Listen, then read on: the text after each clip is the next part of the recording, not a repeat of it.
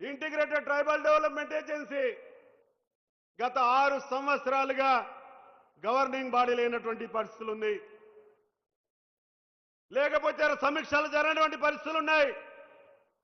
అందుకే మీరు ప్రత్యేకంగా మీరు సమీక్షలు నిర్వహించవలసిందిగా మీకు ప్రత్యేకంగా నేను కోరుతా ఉన్నాను. అది ఇరిగేషన్ కావచ్చు, ఎడ్యుకేషన్ కావచ్చు, లేకపోతే కమ్యూనికేషన్ రోడ్స్ విషయంలో కావచ్చు, సమస్యలు పరిష్కారం అవుతాయని చెప్పేసి ఆశిస్తా ఉన్నాను.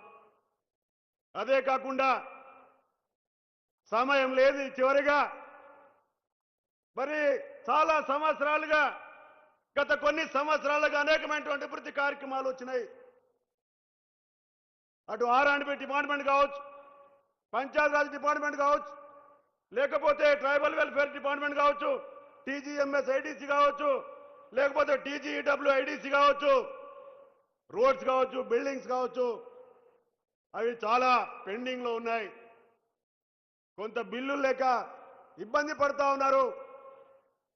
వేరే జిల్లాలు ఏ విధంగా ఇచ్చినా మాకు ఇబ్బంది లేదు. మా జిల్లాకు కూడా కొంత కేటాయించి ఆ పనుల యొక్క పురోగతికి మీరు సహకరిస్తారని చెప్పేసి ఆశిస్తా ఉన్నాను. అనేకమైనటువంటి సమస్యల్లో ప్రధానంగా PMKSY కావచ్చు, గిరిజన ప్రాంతాల్లో పోడు వ్యవసాయానికి సంబంధించినటువంటి ఇప్పటికే కొన్ని క్లెయిమ్స్ వచ్చినాయి, ఇంకా రాష్ట్ర స్థాయిలో పెండింగ్ ఉన్నాయి. ఈ సమస్యలన్నీ పరిష్కారం అవుతాయనే ఉద్దేశంతో మాకు ప్రత్యేకంగా అధికారులతోటి మా అందరితోటి ఒక ప్రత్యేకమైనటువంటి సమావేశాన్ని ఏర్పాటు చేసుకొని ఈ సమస్యల పరిష్కారం కోసం మీరు చేస్తారని చెప్పేసి ఆశిస్తూ మీకు ప్రత్యేకమైనటువంటి ధన్యవాదాలు అర్పిస్తూ సెలవు తీసుకుంటున్నాను. జై హింద్. ఆనరబుల్ ఎంపీ గారికి ధన్యవాదాలతో ప్రజాపాలన ప్రభుత్వ ప్రాధాన్యత అంశాల అమలుకు సలహాదారుగా ఉన్న పెద్దలు, దశాబ్దాల ప్రజాసేవ జీవితాన్ని దర్పణంగా మనకు చూపించిన పెద్దలు సుదర్శన్ రెడ్డి గారి శుభాకాంక్ష.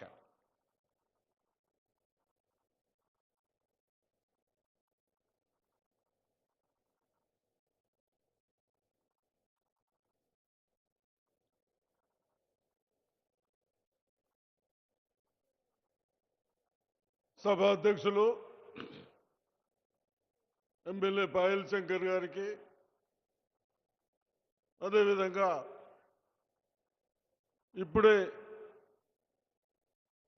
మన ఆదిలాబాద్ డిస్టిక్ వచ్చేసిన ముఖ్యమంత్రి రేవంత్ రెడ్డి గారికి, మన ఇన్ఛార్జ్ మినిస్టర్ జూపల్లి కృష్ణారావు గారికి, మళ్ళీ మన ఆదిలాబాద్ మినిస్టర్ వివేక్ గారికి, వేదిక రంజించిన ఎమ్మెల్యేలకు, ఇక్కడ వచ్చేసిన ప్రజాప్రతినిధులకు, ఇక్కడ పెద్ద ఎత్తున వచ్చేసిన నా అక్కలకు, చెల్లెళ్లకు, రైతులకు, ప్రెస్ సోదరులకు అందరికీ నా హృదయపూర్వక నమస్కారం. ఈరోజు గత ప్రభుత్వాలు నిర్లక్ష్యం చేసిన గమనించి మేమందరం రేపు రేవంత్ రెడ్డి గారు ముఖ్యమంత్రి అయితే మనం ఏం చేస్తాము, మన ప్రజలకు కానీ, విద్యార్థులకు కానీ, నా అక్కలు చెల్లెలకు కానీ ఏ విధంగా ఉపయోగపడుతుందన్న ఆలోచనతో గత 2 సంవత్సరాల క్రితము మీరు కాంగ్రెస్ పార్టీకి ఓట్లు వేయించి మన ముఖ్యమంత్రి రేవంత్ రెడ్డి గారిని చేసిన తర్వాత మన ప్రజలని వ్యవసాయాన్ని దృష్టిలో పెట్టుకొని ఇప్పటి వరకు గత ప్రభుత్వాలు లోను మాఫీ చేయకుంటే, మనం పండించిన పంటకు గిట్టుబాటు ధర రాకుంటే అవన్నీ ఆలోచించి నా రైతులని కాపాడాలి అంటే కేవలం మీ డిస్టిక్లే 2500 కోట్లు వ్యవసాయ రుణాలు మాఫీ చేశాం. అదేవిధంగా రైతులకు ప్రతి సంవత్సరం డబ్బులు ఇవ్వాలి పంటలు పండించుకోవడానికని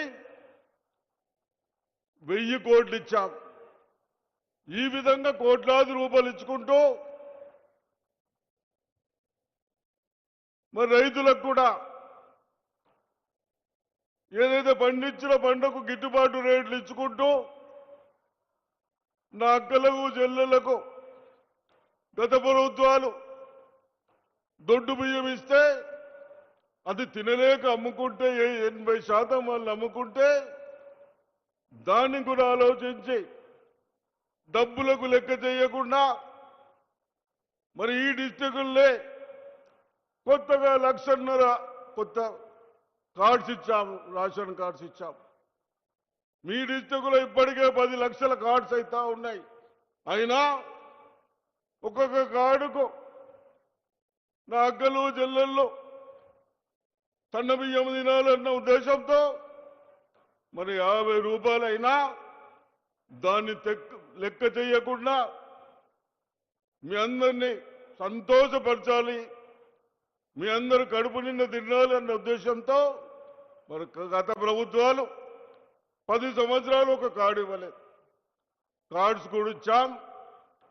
గ్యాస్ సిలిండర్స్ మనం ఉన్నప్పుడు 500 ఉంటే అది 1,200 అయితే దానికి కూడా నా మహిళా సోదరులకు ఎక్కడైనా ఇబ్బంది కావద్దు, ఇంటి ఖర్చులన్నీ ఫ్రీ వెళ్ళాలి అన్న ఆలోచనతో దాని మీద సిలిండర్కి 500 ఇచ్చడం జరిగింది. ఇవన్నీ మరి టైం ఎక్కువ లేదు కాబట్టి చాలా బస్సులు ఫ్రీ కానీ ఇవన్నీ ఇచ్చినారు. తప్పనిసరిగా మన విద్యార్థులకు కూడా చదువుకున్న వాళ్లకు గత ప్రభుత్వాలు ఇంటుంటే ఉద్యోగం అని చెప్పి ఉద్యోగాలు ఇవ్వకుంటే మన ప్రభుత్వం వచ్చినాక 60,000 ఉద్యోగాలు ఇచ్చాం. మన పిల్లలు ఆటో నడిపేవారు కానీ హోటల్ నడిపేవారు కానీ గ్రూప్ 1 సర్వీసులో ఇక్కడ కూడా ఉన్నాడు ఒక బాబు. గ్రూప్ 1 సర్వీసులో ఉంటే వాళ్ళ మీద లేనిపోని అపోహలు చేసి కోర్టుకు పోయి కేసీఆర్ గారు కొడుకు కేటీఆర్ లేనిపోని ఆరోపణలు చేసి వాళ్ళకు జాబ్స్ రాకుండా చేస్తే మళ్ళీ మన ప్రభుత్వం కోర్టులో అప్పీల్ చేసి వాళ్ళకు జాబ్లు వచ్చే విధంగా చేస్తాం. తప్పనిసరిగా రేపు రాబోయే రోజుల్లో